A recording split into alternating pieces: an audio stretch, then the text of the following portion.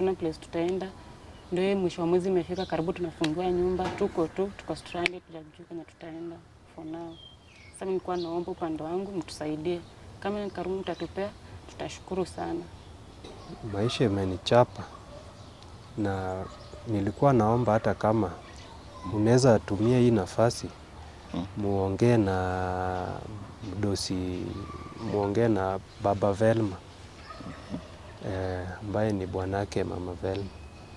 Hata kama kuna anaweza tusamehe, mimi niendelee tu na kazi na nimwombe tu msamaha, kwa sababu kusema ukweli, ukiangalia hali ya bibi yangu hapa, ile maisha sasa hivi yenye tunaishi, siwezi sema kama niko na mbele wala nyuma, ama hata kama hiyo pesa mlikuwa mnasema mmetuchangia pia, inaweza kuwa iko sawa. Mimi hata kwanza huyo Watchman, yani niseme tu na regret, si ati namchukia maana nini, but na regret, nastaki anything to do with him. Nilisha mblock. Jota kwanza angalia salary ya Watchman, na angalia kwanza nyumba. Hata hii nini, unaona? Watchman kwanza mwenyewe si ati namdharau, lakini salary yake kwanza hata kwanza haizilisha watoto, haizilisha mamangu nyumbani, haizilipia watoto school fees, haizilipa maid. Ko married to your work. Hauna time yangu surely. I'm married to work. Let me ask you a question. What do you like? Sasa nikwambia huyo ndiye kama unasema whatever happened because I'm married to my work. But I have to work because I care about my family that much. Niko married to my work. So you want to get married to Ndiye? Sasa Ndiye atanisaidia na nini surely Watchman? Na mbona ukaenda hapo hivi kwa nini at first time because I'm very busy ukaona. Mambo vipi, kama kawaida, this F001, your number one online channel where we educate, we entertain, and most importantly we empower. Guys, if you're new here, you know we do it, like, subscribe, and don't forget to share. Anyway, mambo ni mengi, masando machache. I've been trying to follow this story, and as I promised you guys, I have to do these stories without wasiwasi, without kierere, without kukosanisha watu yote. We are trying to create as much peace as possible, and we are going back to our follow-ups up to the core. This was one character mlisikia, one name you heard of.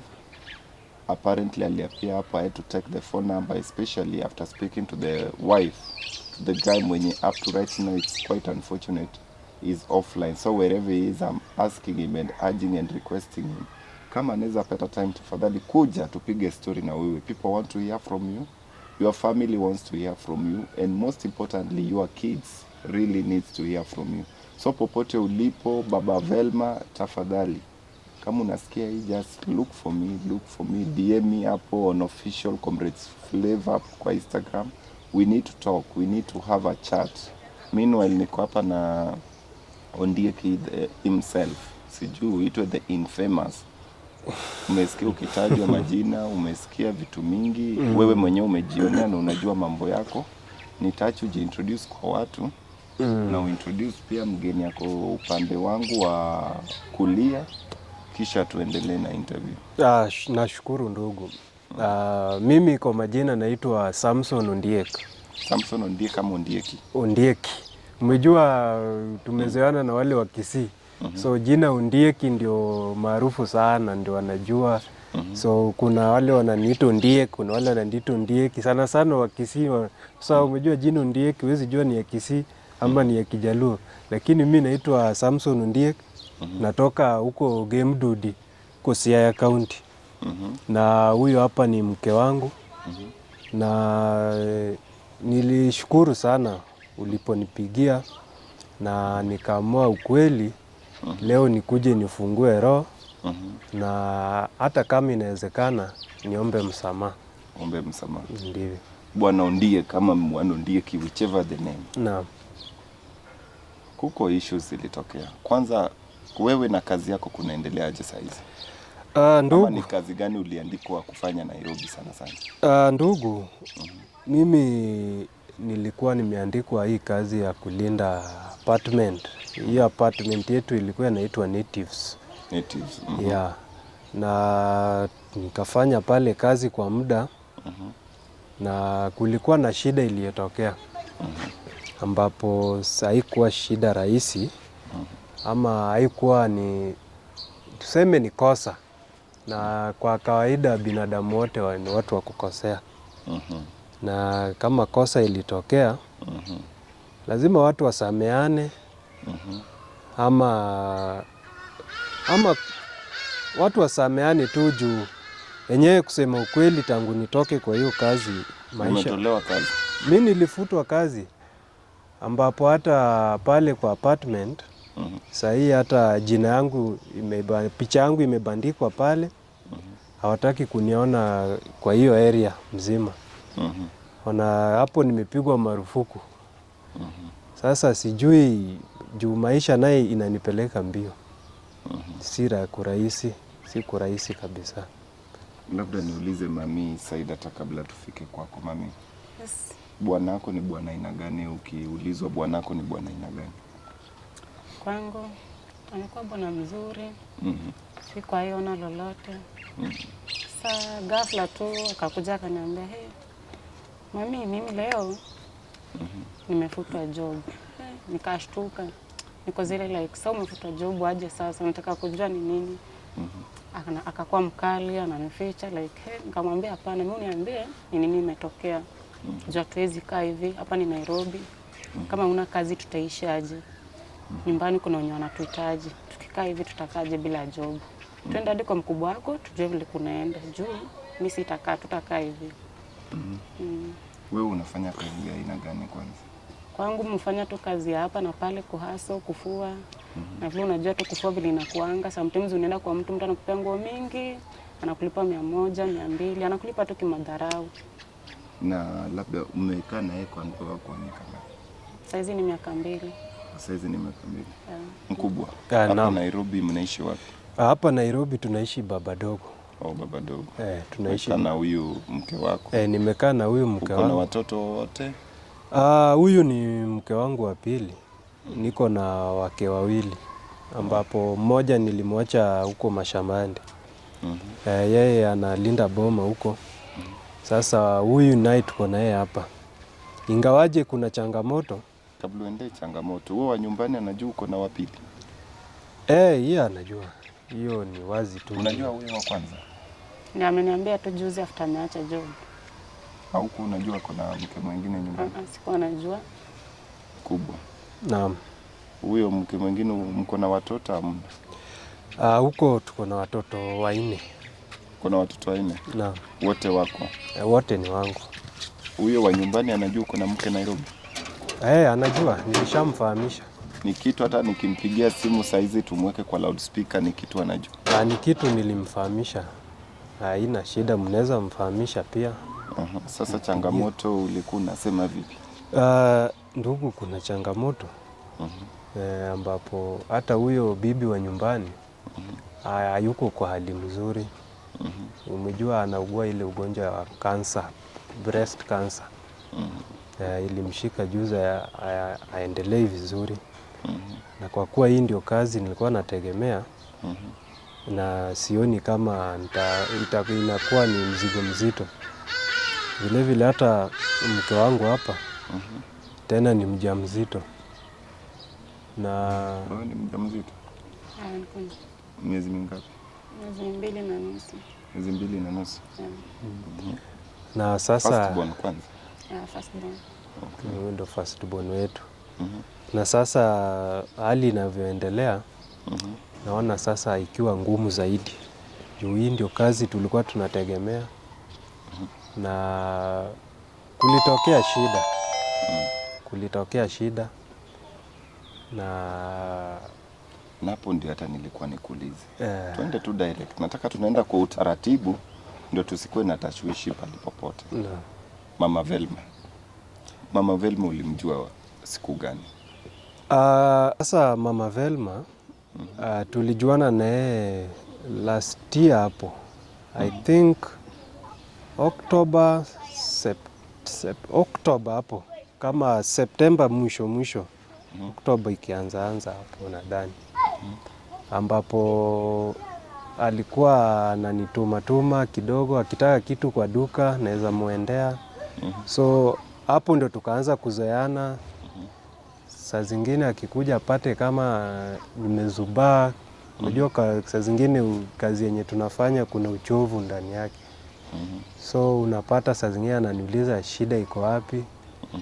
So pale tukaanza kuzoeana pole pole. Ikafika wakati na pia mimi nikafunguka. Nikamwambia niko na shida.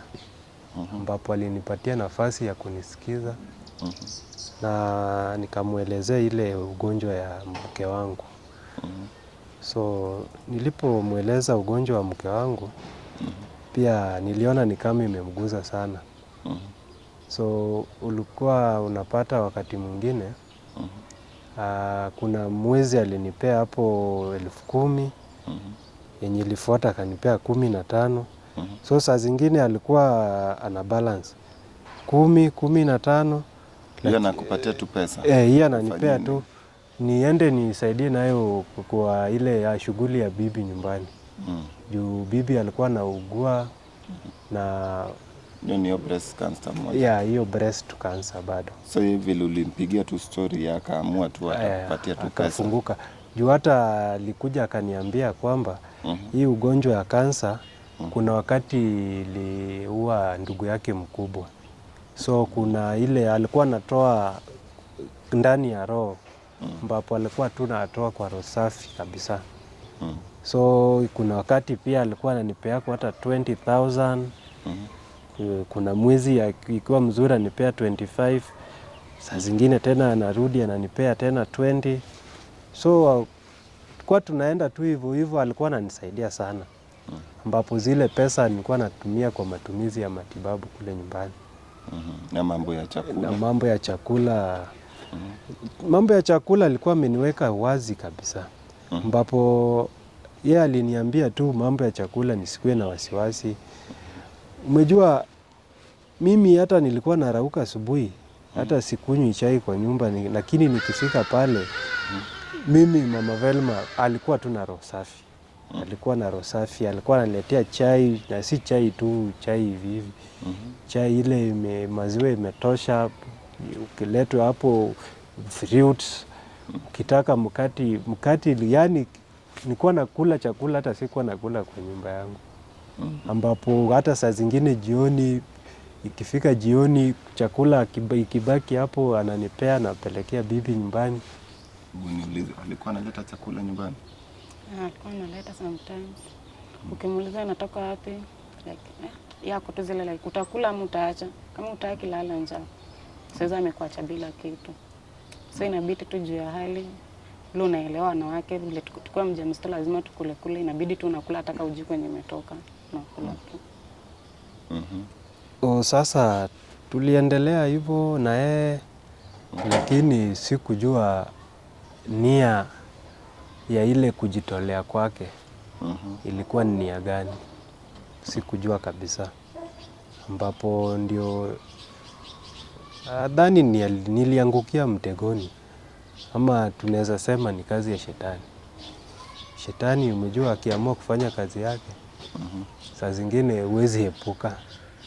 Na sikujua zile vitu alikuwa ananifanyia zote, angeniweka siku moja kwa mtego. Na mimi ni mwanaume. Hata wewe unajua. Kuweka kwa mtego ama ni wewe ulimweka? Tuonge tu kweli kama wanaume. Unasema hivi juu mamako hapa sasa unataka kusema uliko kwa mtego. Mimi siwezi danganya. Umejua mimi nilikuwa naona ni kama ananisaidia. Na kwa ile hali ya kuzoeana pole pole, siwezi sema nilikuwa na nia mimi. But kwa hiyo hali ya kuzoeana, ndio tuseme tu ni kazi ya shetani. Kuna vitu unashtukia tu imetokea, ambapo hata wewe ni mwanaume. Ukifanywa kitu na roho safi hivyo, huwezi jua matokeo baadaye. So kulienda hivyo, hata kuna wakati ananiambia hata siri za nyumba yake. Ananiambia kwamba mara mambo ya bwana yake hapo, bwana alijua afanyi kazi. Yaani bwana yake, mambo ya bedroom yake. So unapata saa zingine tukiwa kwa hizi story inakuwa sasa ni kama anakunasa sasa zaidi. So kulienda hivyo, na siku moja pia alininasa, na haikuwa mara moja ama tunaweza sema mbili. Siwezi sema ni mara moja ama mbili. Alininasa tu mara moja hapo siku moja, na nadhani ile sasa expectation zake nadhani zilifika hiyo siku. Ama tuseme hata unajua shetani pia ni mtu. Sasa tukiachilia shetani saa hizi kwa hii nini yote, nataka niulize mami, sasa mnaona sasa hapa tufanye nini? Mimi upande wangu nilikuwa tunaomba at least kama unaweza tusaidia mjue vile tutaishi. At least hata naona kama mko na studio kubwa huko hivi, kama mnaweza tupea tu hata ka room tu at least tuishi 6 months to 7 months tukijua vile kutaenda. Juu saa hizi hatuna place tutaenda. Ndio mwisho wa mwezi imefika, karibu tunafungua nyumba, tuko stranded, tujajua kwenye tutaenda for now. Sasa nilikuwa naomba upande wangu mtusaidie. Kama ni karibu mtatupea tutashukuru sana. Na mkubwa huu ulikuwa unaonaje? Ndugu, mimi maisha imenichapa, na nilikuwa naomba hata kama unaweza tumia hii nafasi muongee na mdosi, muongee na Baba Velma ambaye ni bwanake Mama Velma. Hata kama kuna anaweza tusamehe, mimi niendelee tu na kazi na nimwombe tu msamaha, kwa sababu kusema ukweli, ukiangalia hali ya bibi yangu hapa, ile maisha sasa hivi yenye tunaishi, siwezi sema kama niko na mbele wala nyuma, ama hata kama hiyo pesa mlikuwa mnasema mmetuchangia pia inaweza kuwa iko sawa. Wewe ukifanya hizi vitu zote ukujua ati kunaweza lipuka kui. Ndugu, kuna mambo, wewe ni mwanaume. Tuwezi sema si wewe ni mwanaume. Uko na bibi, uko na familia. Kuna mambo tuseme inakuja kama ajali, na majali haina kinga. Hii mambo hata sikuwahi iona ati itaweza kuwa siku moja naweza kosa hata kulipa nyumba. Kulingana na ile maisha nilikuwa naishi hapo, sikuwahi jua. Ile usaidizi nilikuwa napata hapo, sikuwahi jua. So hata wewe ukiangalia, uangalie, uone tu, nakwambia maisha. Mami, umeambia kina Mama Velma nini na hiyo familia juu umeona kitu bwanaka amefanya. Umeona vitu vinatendeka, wewe pia ni bibi. Nakubali. Najua bwanangu amekosa. Yenyewe ni makosa. Ni makosa kubwa sana. Ni hadi kama ni mimi, siwezi sema kitu juu hata mimi mwenyewe imenuma, lakini ningeomba Mama Velma kwenye yako tu, mahali yako tu. Mimi naomba msamaha kwa niaba ya mume wangu. Naomba tu atusamehe, na pia Baba Velma pia tu atusamehe juu ni makosa imetokea. Jadi Biblia inasema samehe pia usamehewe. Juu hakuna mtu hajaikosea. Mkubwa. Ndio. Saizi niite Baba Velma muongee mwanaume kwa mwanaume juu mimi hata mseme tuwapatie hivi ikwangi rahisi. Zienda kila siku tunakutana na watu wengi wenye shida tofauti tofauti. Saizi kitu tunaweza either tutafute Baba Velma kama anatutizama hapa, lakini ungependa umwambie nini Baba Velma? Mimi kitu ningependa kuambia Baba Velma, yeye ni mwanaume na pia mimi ni mwanaume. Ningependa hata kama tunaweza kutana na yeye, ama unaweza kwa usaidizi wako tukutane na yeye, nimwombe tu msamaha. Mwanaume ni mimi, kama mwanaume niliingia kwa majaribu ambapo kwa sehemu kweli siwezi kataa. Kitu naweza muomba tu ni msamaha. Binadamu ndio ukosa, anisamehe tu ndio niende niweze kuendelea na hali yangu ya maisha. Mimi sitasema kitu guys. Just stay tuned because I told you this time I have to follow. And before we ata validate stories za health na nini, lazima niangalie. Lazima Baba Velma kuja atupatie part of his story. So Baba Velma, reach us up on Instagram. DM up official Comrades Flavor, let's have a talk. See you when you see us. But even in Comrades wanasema before you swallow a coconut seed, you must mind the size of chijazie. Till next time, see you when you see us. Adios.